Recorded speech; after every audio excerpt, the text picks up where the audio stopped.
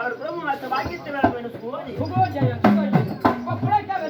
இப்ப தான பாடங்களை செய்ய வேண்டும். குலக்கரை வந்திருக்கின்றோம்.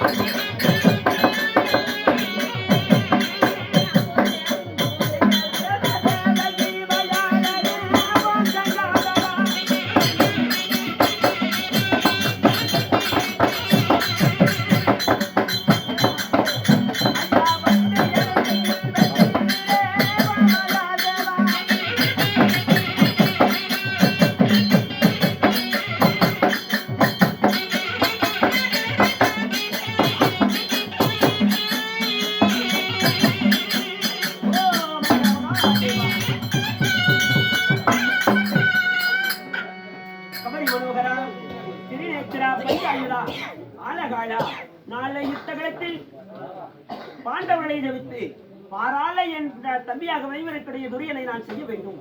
வெற்றி பெற அருவாயாக ஊமரகர மகாதேவா.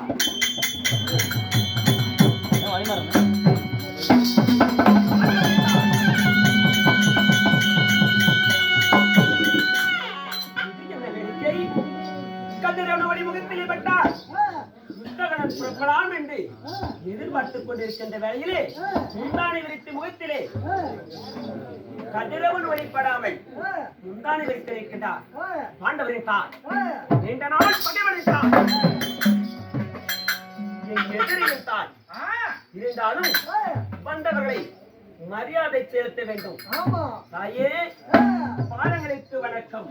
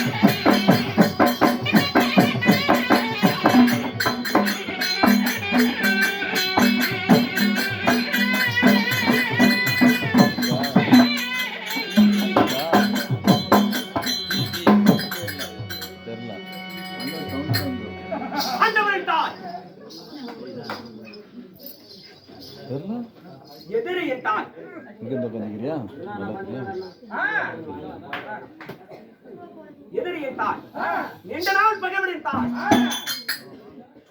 பாண்டவர் தாயே, இந்த ஆற்றங்கரையோரத்திலே யாருமில்லாத நேரத்தில் வந்திருக்கிறார். எதிரியின் தாயே, மகளே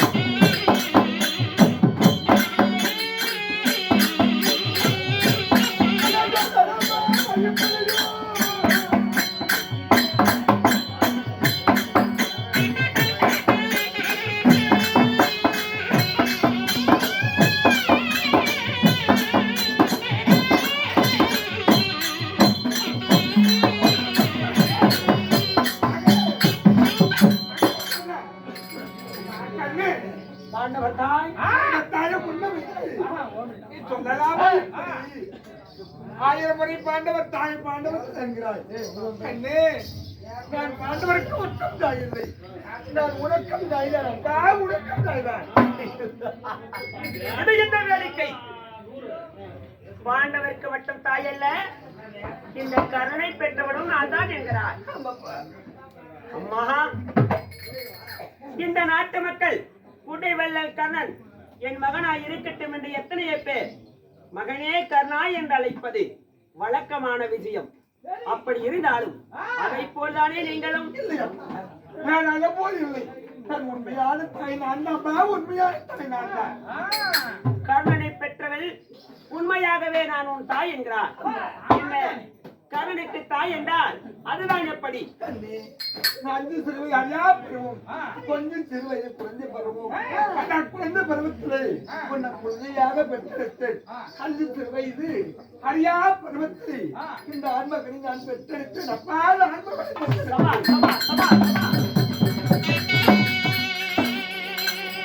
கேட்பதற்கு மிகவும் நன்றாகத்தான் இருக்கிறது. அஞ்சு சிறுவயது அறியாத பாலபருவம், கொஞ்சம் சிறுவயது குழந்தை பருவத்தில்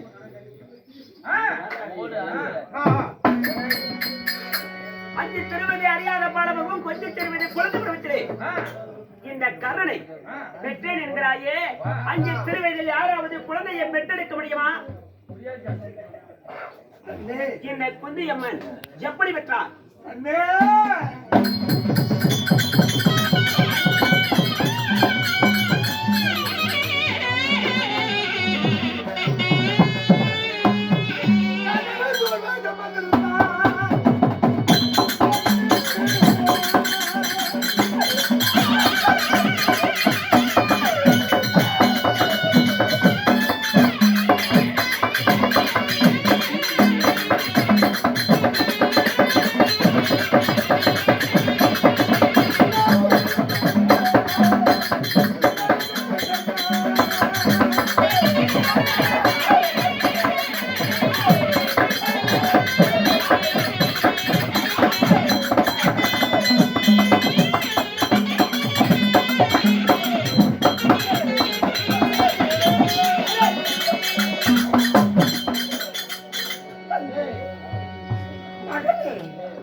கண்ணி கழியவில்லை, கல்யாணம் ஆகவில்லை, மாற முடியவில்லை, மன்னன் முகத்தில் நான் கண்டதில்லை. மாற முடியாத முன் தூர்வாசூரியம் வந்துவிட்டால் நான் உன்னை பெற்றெடுத்தேன். பாண்டவரின் தாயே, எதிரியின் தாயே, மந்திரத்தால் மாங்காய் வேண்டுமானாவிடலாம். ஆனால் மகனை பெற்றெடுத்தேன் என்கிறாயே, இது என்ன வேடிக்கை? உண்மையாக நிச்சயமாக உன்னை மந்திரத்தால் பெற்றெடுத்தேன். மந்திரத்தால் பெற்றேன் என்கிறாயே, 5 சிறு வயதிலே எப்படி ஒரு குழந்தையை பெற்றெடுக்க முடியும்?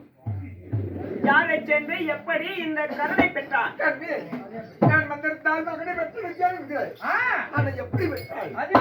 நான் சொல்கிறேன், கவனமாய்க்கு. சரி அப்பா, என் தந்தையார் சூரியஜன மகாராஜன், என் தாய் மாரிசை. சரி. மாரிசைக்கு மகளாக பிறந்து என் தந்தையார் குந்திபாஜி மகாராஜனுக்கு நான் மகளாக வளர்ப்பு பிள்ளையாக இருந்தேன். சரி.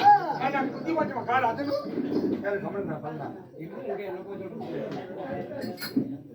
குந்திபாஜி மகாராஜனும் துர்வா மண்டலத்தை ஆண்டு வரக்கூடிய தூர்வாச மகாபலியும் நண்பர்களாக இருந்தார்கள். ஆனா இருந்தாலும் ஐயா தூர்வாசனை அதாவது அரமணிக்கு சாதா அகப்பட்டு பிறகு போவீங்க. சரி. அப்படி என்று என் தந்தையார் குந்திபாஜி மகாராஜன் தூர்வாசன் சொல்ல, ஐயா நான் வருவதென்றால் அதான் 13 கன்னிகள் ஒன்றாக சேர்ந்து எனக்கு பரிமாறினார். சரி. நான் சாதா இருந்தது எது என்றால் என் சாபத்துக்கு ஆளாக வேண்டும் என்று நான் தூர்வாசன் சொன்னார். ஆனா சொன்ன உடனே என் தந்தையார்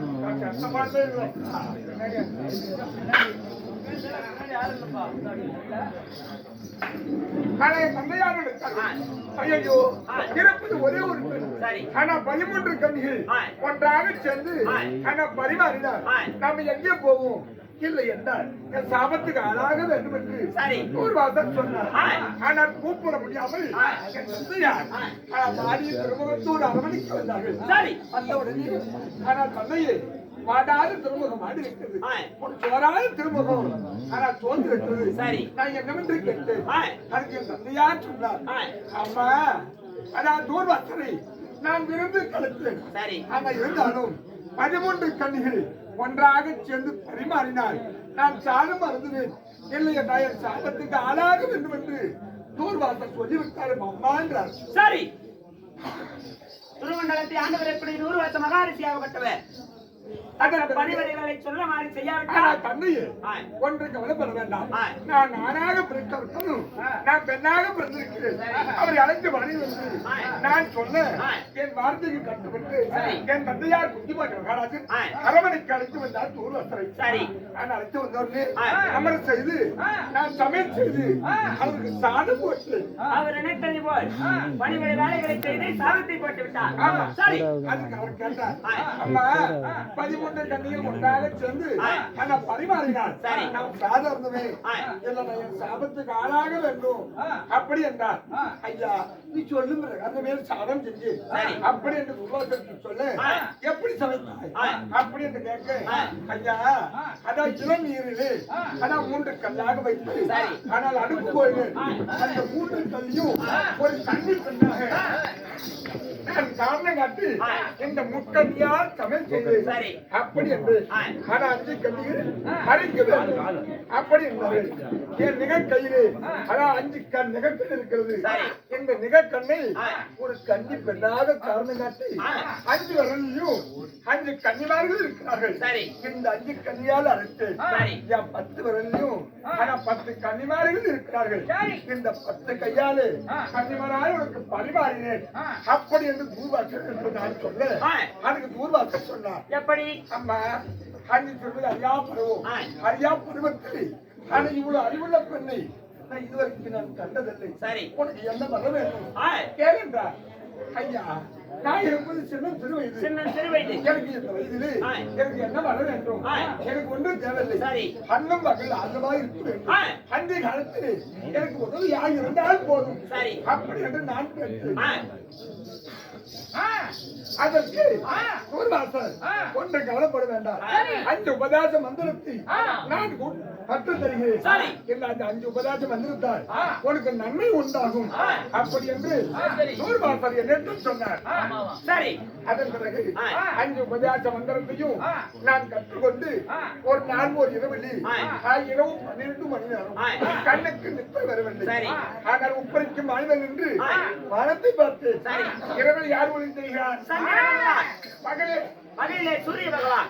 ஆனா பகலிலே வரக்கூடிய சூரிய தேவன் ஆனா இரவில் வருவாரா வர மாட்டாரா என்று விளையாட்டினாலே சூரிய தேவனை கோரி ஒரு மந்திரத்தை நான் உச்சரித்தேன். சரி. அதன் பிறகு அவர் பிராமணர் இடத்தில் வந்தார்கள். யார்? சூரிய தேவன். ஆமா. அந்த உடனே அம்மா நான் உன்னோடு சேர வேண்டும் அப்படி என்றார். ஐயா நீங்க யார் அப்படி என்று நான் தான் சூரிய தேவன் என்னை கோரி மந்திரத்தை உச்சரிக்கிறார். சரி. நான் உன்னை சேர வேண்டும் என்று என்னிடத்து சொல்லு. அதுக்கு அவரை கேட்டேன். ஐயா இதெல்லாம் உனக்கு நீதியா? ஒரு சின்ன சிறுவயது பிள்ளை சேர நிமிக்கிறார் இதெல்லாம் நீதியா என்று நான் கேட்கிறேன். அது கௌரவித்தார். 5 வயதாக இருக்கக்கூடிய பெண்ணு நான் 16 வயது பதவி மங்கியாக்குகிறேன் அப்படி என்றார். இந்த 16 வயது பதவி மங்கியாக்குகிறார்கள். அப்பா 16 வயது பதவி மங்கி ஆனவுடனே ஒரு பெத்த மகன்கிட்ட எந்த மரணத்தை சொல்லக்கூடாது. அது சொல்ல வேண்டிய தளபதி வாசமாயிருக்கும்.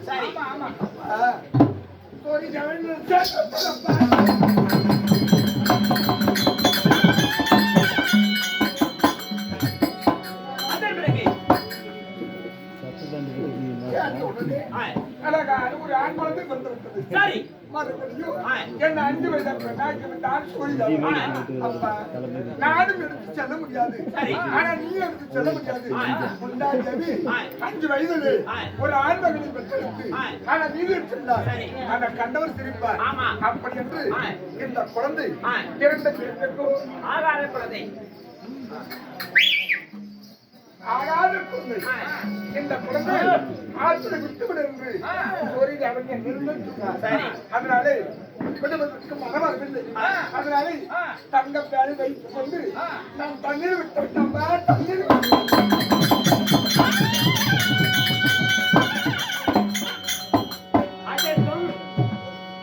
அதற்கும் இந்த கருணை சந்திரருக்கும் என்ன காரணம் இருக்கிறது? என்ன அர்த்தம் இருக்கிறது? நான் தண்ணீர் விட்ட குழந்தை நீதான் அப்பா நீதான். 5 சிறுவிதலை பெற்று ஆற்றிலே விட்ட குழந்தை இந்த கண்ணன் தான் என்கிறார். அந்த கண்ணன் என்கிறாயே அந்த குழந்தைக்கு ஏதாவது அடையாளங்கள் உண்டா?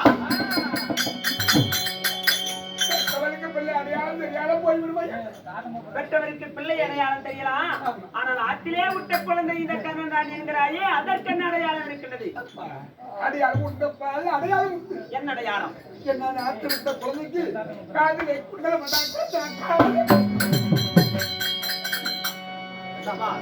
5 சிறுவயது அறியாத பால பருவத்தில் கொஞ்சம் சிறுவயது குழந்தை பருவத்தில் துருமண்டலத்தை ஆண்டு வரக்கூடிய உருவாற்ற மகாரசியோட மந்திர உபதேசத்தினால் துருமண்டலத்தை ஆண்டு வரக்கூடிய தூர்வாசனுடைய மகாரிசி மந்திர உபதேசத்தினால் சேர்ந்து பெற்ற குழந்தை 5 சிறுவயதிலே பிறந்த குழந்தைக்கு போட்ட அழகு பார்த்திருக்கிறாய். அப்படித்தானே? இல்லை என் உதரத்தோட உதரமாக ஒற்றை பிறந்தேன். வேற என்ன அடையாளம் இருக்கிறது? வேற அடையாளம் ஒன்று மறுபடிய கமசமாக மறுபடிய மார்பிலை கவசம் இந்த 10 இளம் குழந்தைக்கு போட்ட அழகு பார்த்தீர்களா? இல்லை என் உதரத்தோட உதரமாக ஒற்றை பிறந்தது. சரி. இந்த 10 இளம் குழந்தையை தங்க பேழையில வைத்து ஆற்றில் வெளியிடப்படுது. பொன்னான மேனி புண்ணாக கூடாது என்று 7வது ஆடைகள் வைத்ததுண்டா? பால் ஆடை வைத்து அந்த ஆடைக்கு பெயர் தெரியுமா? அந்த ஆடையுடைய பெயர் ஒன்றாக அதை கொடுத்தால் நீங்கள் உடுத்தினீர்களா? உன்னை போல் எத்தனையோ மாதர்கள் ஆடையை உடுத்துவதற்காக வந்ததுண்டு. வந்து நாகமாக சிறிய நாள் பின்தெளிவி போனதுண்டு. ஆனால் நீங்கள் எப்படி கொண்டு வாருங்கள். நிச்சயம் உடுத்தினீர்களா? அப்படியாக